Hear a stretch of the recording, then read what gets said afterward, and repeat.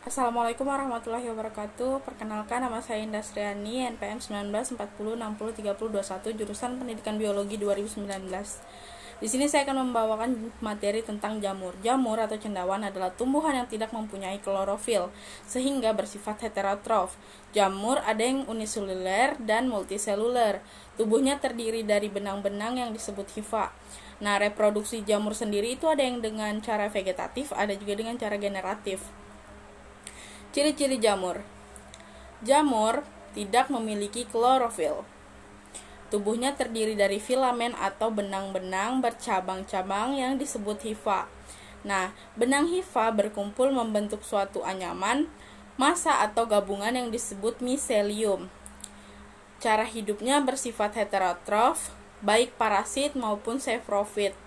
Nah, klasifikasi jamur. Yang pertama itu ada zygomycotina atau zygomycotin. Jamur ini hidup di darat. Talusnya bermesilium aseptat pada jamur muda dan pada jamur tua berseptat. Reproduksinya seksual melalui gematogeogami dan menghasilkan zigospora. Contoh jamurnya adalah Mucor mucedo. Kemudian ada Ascomycotina. Ascomycotina ini memiliki talus yang terdiri dari miselium septat. Nah, reproduksi seksualnya dengan membentuk askospora di dalam askus, sedangkan aseksualnya dengan membentuk conidium, tunggal atau berantai, pada ujung hifa, khususnya yang disebut conidiofor. Nah, ada yang hidup sebagai sepro menghancurkan sisa-sisa organik, ada pula yang menjadi parasit, sehingga dapat menimbulkan penyakit. Contoh jamur yang termasuk Ascomycotina itu adalah jamur Saccharomyces, yaitu jamur Saccharomyces dan jamur Penicillium. Kemudian ada klasifikasi Basidiomycotina.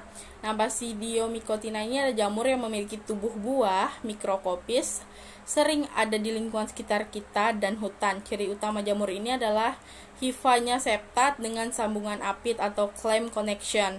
Nah, spora seksualnya Basidiospora yang dibentuk pada basidium memiliki satu atau dua inti sel. Hifa yang berinti atau disebut hifa primer. Contoh jamur yang termasuk Ascomycotina ini adalah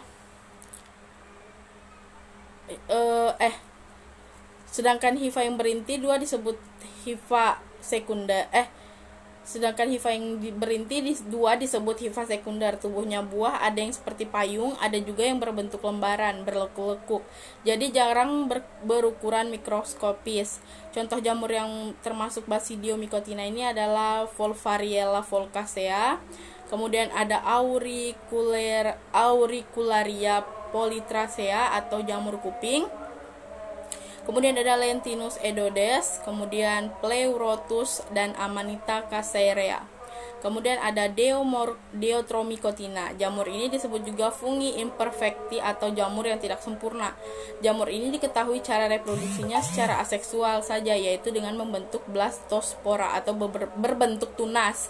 Nah, artospora itu pembentukan spora dengan benang-benang hifa dan konidia, sedangkan reproduksi seksualnya belum diketahui dengan jelas.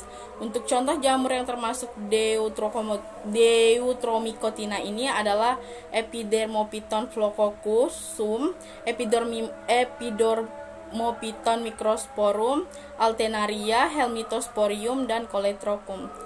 Jadi dapat kita simpulkan, jamur merupakan kingdom atau regnum tersendiri yang setara dengan tumbuhan tinggi. Ciri-ciri struktur tubuh uniseluler dan metaseluler. Dinding sel dan zat kitin tidak memiliki klorofil sehingga hidupnya bersifat heterotrof atau parasit atau saprofit. Pada lingkungan yang sedikit asam, tubuhnya tersusun atas hifa yang membentuk jaringan miselium dan tubuhnya tersusun atas talus. Reproduksi jamur melalui pembentukan spora vegetatif dan generatif. Spora vegetatif dibentuk melalui peleburan inti dan plasma, sedangkan pembentukan spora generatif diawali oleh peleburan inti dan plasma yang sering kita sebut sebagai konjugasi. Nah, berdasarkan sporanya, jamur dibedakan menjadi beberapa kelompok, yaitu Zygomycotina, Ascomycotina, Basidiomycotina, dan Deuteromicotina. Ditinjau dari peranannya, ada jamur yang menguntungkan, misalnya untuk dimakan, untuk membuat obat-obatan. Ada pula yang merugikan karena menyebabkan penyakit, misalnya dermatomycosis. Jamur yang belum diketahui reproduksinya biasanya dimasukkan ke dalam Deuteromicotina, tetapi setelah reproduksi generatifnya diketahui akan dikeluarkan dari kelompok Deuteromicotina. Mungkin hanya itu yang dapat saya sampaikan, kurang dan lebihnya mohon maaf. Wassalamualaikum warahmatullahi wabarakatuh.